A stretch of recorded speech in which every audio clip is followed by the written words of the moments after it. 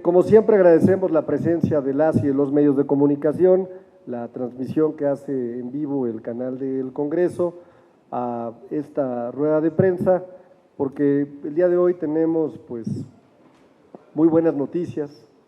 Ya ustedes escucharon hoy en la mañana a la mejor presidenta, no solo de México, sino del mundo, la doctora Claudia Sheinbaum, hablar de la jornada y la reducción de la jornada laboral a las 40 horas y por supuesto de la gran noticia del salario mínimo. Antes de darle la palabra al compañero y coordinador de operación política, el diputado Pedro Aces, y el resto de los compañeros, por supuesto, que van a participar en esta rueda de prensa, me gustaría pedirle a la gente que está en cabina que pase un pequeño video con motivo de esta rueda de prensa. Adelante, por favor. Bueno, el día de hoy Marat nos va a platicar de dos grandes acuerdos que tomamos por consenso, por unanimidad. Uno, el aumento al salario mínimo para el próximo año. Y dos, la reducción a la semana de 40 horas de manera gradual. Como ustedes saben, el incremento sostenido del salario mínimo por arriba de la inflación, este es uno de los objetivos que hemos establecido, además ya de manera constitucional, hasta alcanzar 2.5 canastas básicas.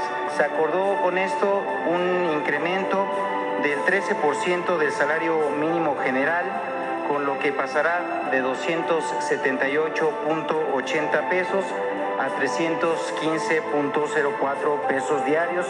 Y respecto a la zona de la libre frontera norte, en esta ocasión el incremento es del 5%, pasando de 419.88 pesos a 440.87 pesos diarios.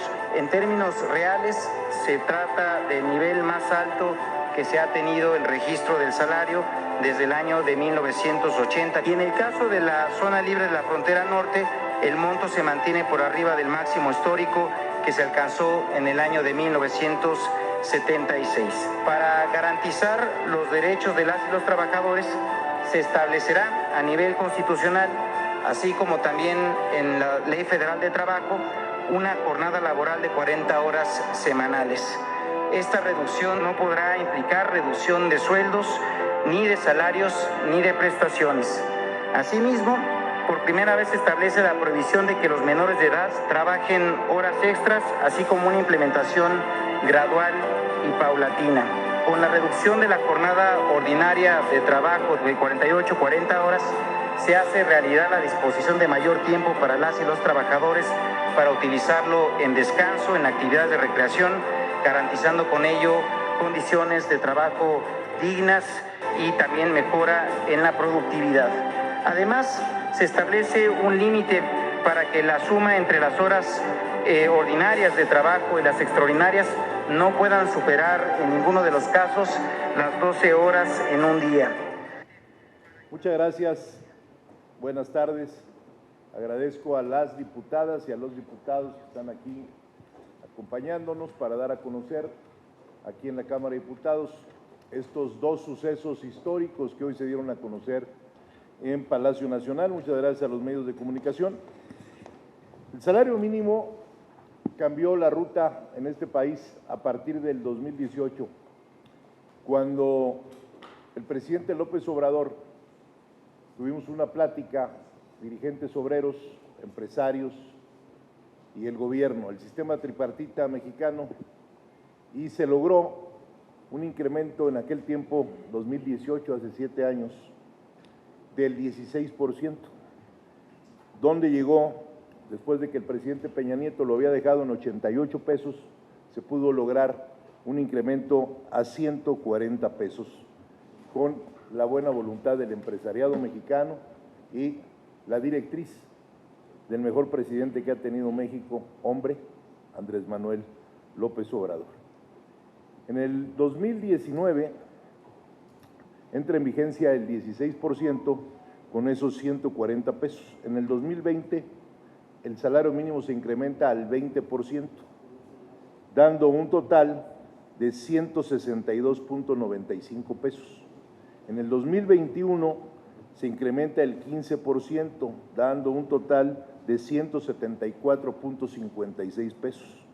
En el 2022 el incremento es del 22%, dando un total de 197.50 pesos. En el 2023 el 20%, dando un total de 226.45 pesos. En el 2024, con el presidente todavía López Obrador, el 24%, dando un total de 260 pesos con 75 centavos. En el 2025, ya con la presidenta Claudia Sheinbaum, se da un aumento al 12%, y en esta Cámara de Diputados hubo una reforma que no podemos olvidar nunca, y los trabajadores nunca lo van a olvidar, que nunca el salario mínimo volverá a estar por debajo de lo que fue el año pasado y nunca tampoco por debajo de la inflación. Entonces, ahora se da, en la reunión que tuvimos en la Comisión de Salarios Mínimos, se da un incremento del 13% que el día de hoy anuncia la presidenta, y esto llega el día de hoy a tener un salario de 315 pesos en las diferentes zonas de la ciudad del país, y en la zona fronteriza norte de 440 pesos. Son salarios históricos. Esto beneficia a más de 8 millones de trabajadoras y de trabajadores mexicanos, y hoy podemos decir que las canastas básicas en el salario mínimo de 2025 era de 1.8 y hoy en el 2026 llega ya a 2 canastas básicas. 6.6 millones de personas salieron de la pobreza, y eso se debe exclusivamente a los salarios mínimos, sin contar los otros 7 millones que también salieron de la pobreza, porque en total son casi 13 y pico de millones de mexicanas y de mexicanos que salen de la pobreza, pero la base fue el salario mínimo con 6.6 millones de trabajadores. Y después viene una cosa que es muy importante para nosotros, los trabajadores, y para todos aquellos que estamos en el tema laboral: las 40 horas.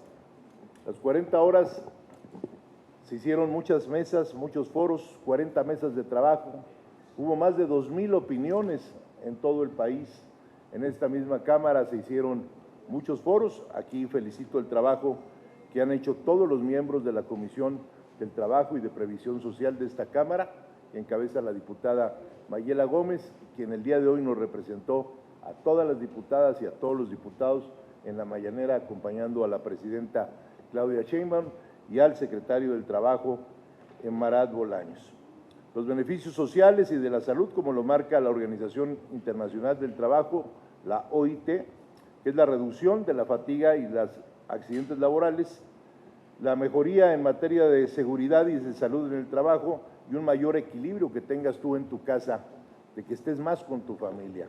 Y esto, como lo decía el presidente López Obrador, es justicia para los trabajadores mexicanos, porque yo, como dirigente obrero, quiero decirles, porque estoy seguro de que la mano de obra de México es la mejor mano de obra del mundo, y los mejores trabajadores son mexicanos, no solo dentro del país, sino fuera, y lo vemos con los compañeros y los paisanos migrantes. Yo me pregunto, ¿qué harían muchos países del mundo, empezando por los Estados Unidos, si no hubiera mano de obra mexicana en ese país? Hoy la reducción de los horarios va a entrar va a llegar a la Cámara de Senadores y después vendrá a la Cámara de Diputados. Nosotros seremos Cámara Revisora. Seguro estoy que vamos a sacarlo por unanimidad con todos los grupos parlamentarios, como se han sacado todas y cada una de las reformas que se han hecho en materia laboral, por mencionar algunas: la ley de la vivienda, del Infonavit, la ley Silla, la ley de los propineros, plataformas digitales, que fue la última, y seguramente porque antes de credos, pensamientos, religiones, antes de tener un partido u otro, somos mexicanos, y este es un beneficio general para todas y para todos los mexicanos. Se hará efectiva los días 1 de enero de cada año. Aquí va a entrar en vigor el 1 de mayo de este 2026, y la reducción será en el 2026, entra en vigor y empieza el periodo de la transición. En el 2027, 1 de enero, 46 horas. De 48 bajan 12 a 46. Por eso va a ser gradualmente. Y esa es la importancia, porque hay muchas empresas que no pueden parar. El comercio en México no puede parar. Las empresas que tienen las líneas de trabajo, que trabajan 24 horas, 3 turnos, tampoco pueden parar. Entonces, ha sido muy atinado por parte del gobierno federal esta decisión de que haya sido gradual y se puso de acuerdo el gobierno con el empresariado y con nosotros, las organizaciones obreras, para que así sea, porque es un bien común. Hace bien al empresariado, hace bien al gobierno y hace bien a los trabajadores. En el 2028 llegaremos a 44 horas, en el 2029 a 42 y estaremos listos para recibir las 40 horas en el 2030. Palabra cumplida de la presidenta Claudia Sheinbaum, que dijo que antes de que ella termine su mandato estarán vigentes las 40 horas. Se hace efectivo un mayor tiempo de descanso y se garantiza el adecuado tiempo de reparto para los trabajadores, se garantizan las jornadas de trabajo y se establece que entre jornada ordinaria y extraordinaria de trabajo no se podrán superar las 12 horas en un día. La jornada extraordinaria, así lo mencionó el día de hoy, se establece la posibilidad de trabajar de 9 a 12 horas extraordinarias a la semana, es decir, todo trabajador va a poder elegir cuántas horas extras quiere trabajar. Yo recuerdo que hace algún tiempo decía yo que los trabajadores mexicanos, como dirigente obrero, porque los escucho en todo el país, lo que quieren es trabajar más y ganar más. Pues aquí está concedido porque van a poder tener horas extras con un mejor salario. Se establece en la Ley Federal del Trabajo un tope máximo de 4 horas triples, mismas que anteriormente no existían. Y eso es para compensar, para tener una balanza donde no se dejen las empresas sin gente laborando. El registro electrónico va a existir en todas las empresas con la finalidad de vigilar el cumplimiento de la nueva jornada laboral de las 40 horas en los centros de trabajo y se adiciona como obligación de las personas empleadoras el registro electrónico de la jornada laboral. La Secretaría del Trabajo y Previsión Social así lo ha señalado y emitirá disposiciones que van a regular a todas y cada una de las empresas. Los siguientes pasos que se llevan son la presentación de la iniciativa que irá a Cámara de Senadores, después vendrá esa misma presentación, una vez discutido en Cámara de Senadores, a Cámara de Diputados, donde tendremos la discusión y la aprobación. Entrará en vigor, como lo dije hace un rato, el día 1 de mayo del 2026 y el 1 de enero del 2027 se hace efectivo las 2 horas que se van reduciendo año con año y con esto empieza un nuevo México en materia laboral con justicia para todas y para todos los trabajadores mexicanos. Si hay alguna pregunta. Sí, tenemos preguntas. Fer Moctezuma, de Síntesis Legislativa. Gracias, buenas tardes a todas y a todos. Diputado, yo creo que no hay nadie que se oponga a la reducción de la jornada laboral. Ya lo mencionaba que estas iniciativas se han aprobado por unanimidad. Sin embargo, la gente sigue teniendo dudas sobre por qué esta gradualidad, sobre todo tan espaciada, ¿no? En la calle la gente lo que me comenta es, primero, que por qué cuando han querido se aprueban cosas así que de un día para otro y cuando no hay que seguir consensos, hay que seguir rutas, etcétera, ¿no? Entonces, ¿cómo explicarle a la ciudadanía ese punto en particular? ¿Por qué hacerlo de manera tan espaciada y de forma gradual? Es muy interesante tu pregunta, Fernando, y te voy a decir por qué.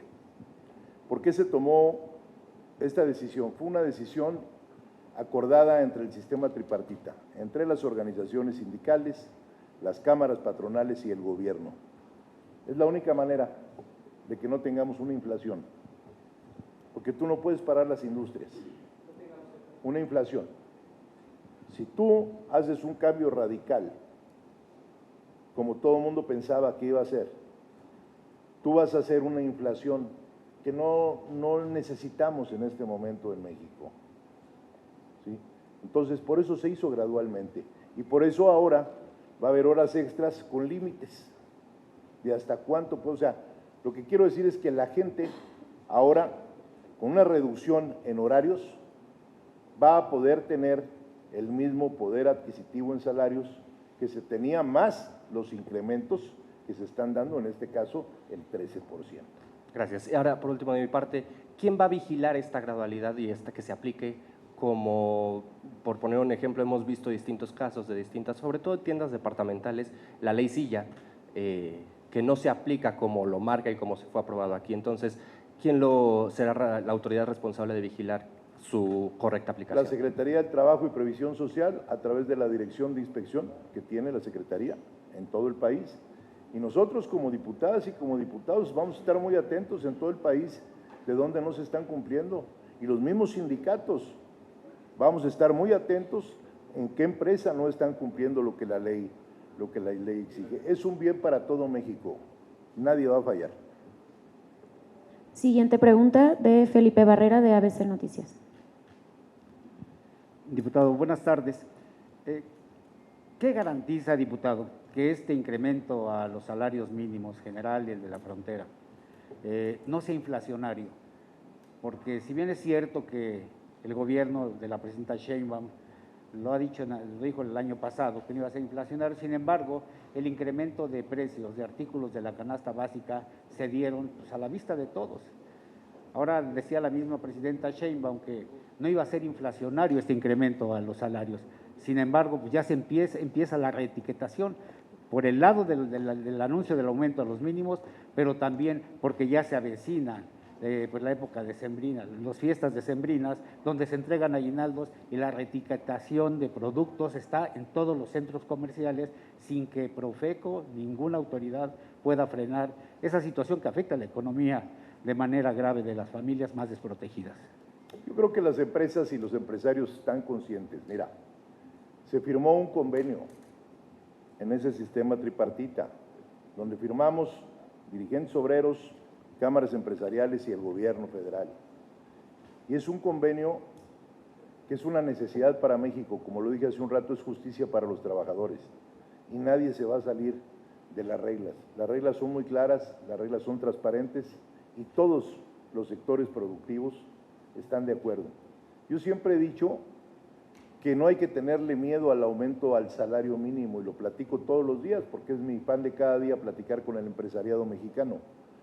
No hay que tenerle miedo porque la moneda es un circulante. Si tú hoy aumentas, el trabajador va a tener mayor poder adquisitivo y con ello tus ventas de tu empresa o de lo que tú produzcas se van a duplicar o a triplicar. Entonces, es una cadena productiva muy interesante que al día que quieras lo vamos a platicar a fondo. No va a afectar la inflación, este salario mínimo, este aumento salarial. En el tema, diputado, de las 40 horas, que no pueden trabajar más de 4 horas extraordinarias. Sin embargo, pues tampoco hay vigilancia, supervisión en ese punto, porque pues menores de edad hay en muchísimas empresas, muchísimas negociaciones donde los ocupan, pero son explotados.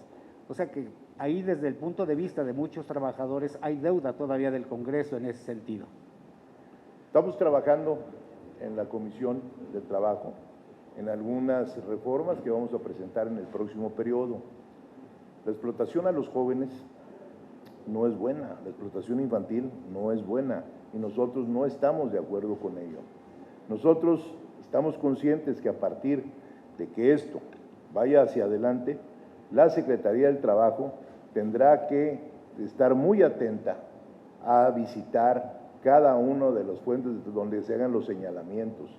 Nosotros, los sindicatos, vamos a señalar en dónde se está trabajando con gente que no cumpla los requisitos y las edades. Todo en la vida tiene sus momentos y tiene sus tiempos. Y a los jóvenes hay que darles educación, que es la base de un país. Ya después que vengan a trabajar, pero hay que darles educación primaria, no mandarlos a trabajar desde que son niños. Por último, diputado, de mi parte, el tema de los trabajos informales están creciendo cada día.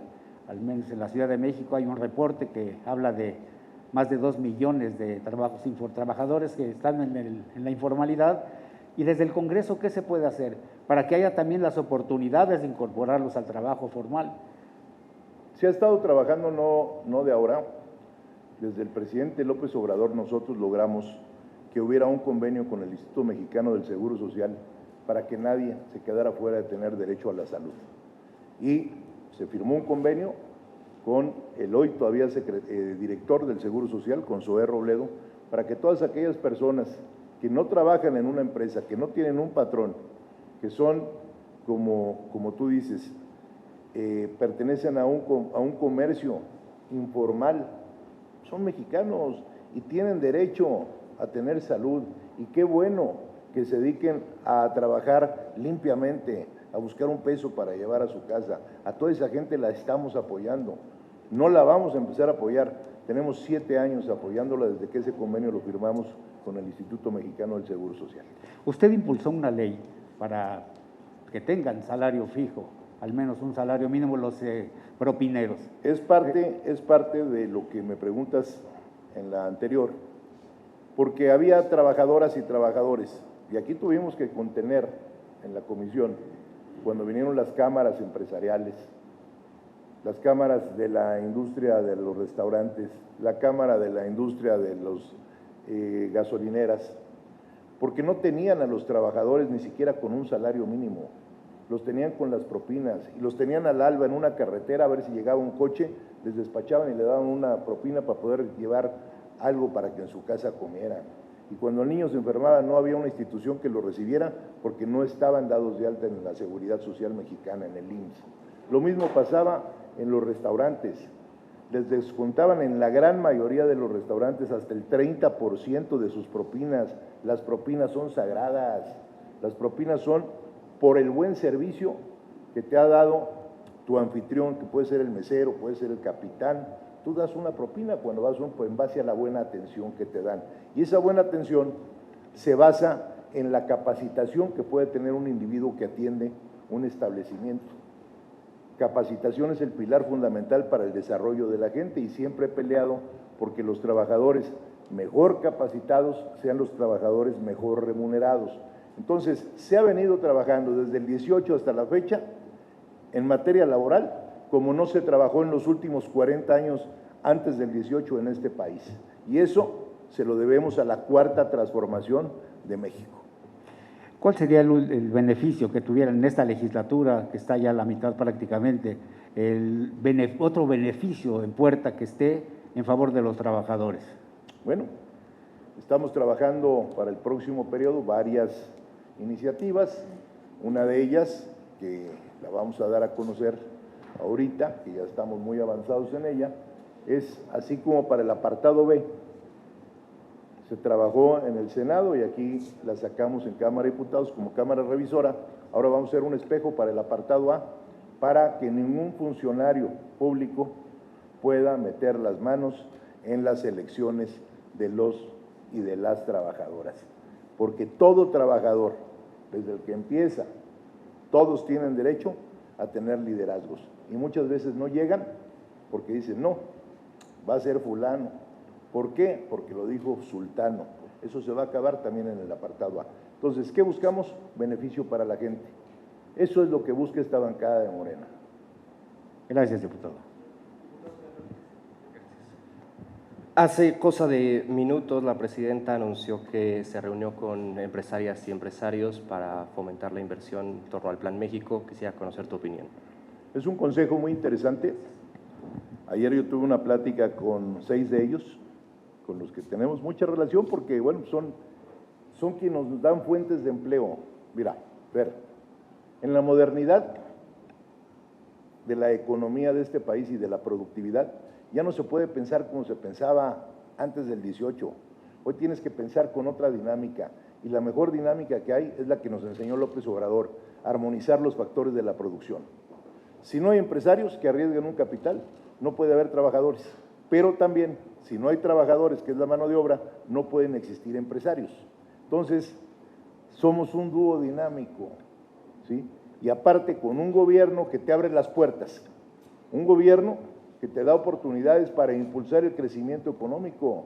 tenemos que sacar este país adelante, no solo la presidenta de la República, los empresarios tienen que hacer su chamba, los sindicatos tenemos que hacer nuestra chamba, los diputados y las diputadas tenemos que hacer nuestra, y la oposición, en lugar de estar criticando tanto, deberían de ponerse a trabajar por un mejor México y todos deberíamos ir en una misma ruta. Entonces, yo, en lo personal, como dirigente nacional obrero, todos los días platico con el empresariado. Ayer platicamos de este consejo muy inteligente que hace la presidenta, donde están los hombres que más fuentes de empleo dan en este país. ¿Sí? Y hay una armonía, hay una relación buena. Entonces México va a empezar a tener crecimiento económico. Ya no vamos a poder estar en este país creciendo menos del 1%, pero todos tenemos que poner de nuestra parte. No, sí te los puedo dar. Está Carlos Slim, está Germán Larrea, está Bernardo Gómez, está Carlos Hank, por Paco Cervantes se va a integrar ahora que deja el Consejo Coordinador Empresarial, por mencionarte algunos. Están algunos empresarios de Monterrey. Son aproximadamente 16 los que están ahí. Bueno, no más preguntas. Muchas gracias a todas y a todos. Gracias.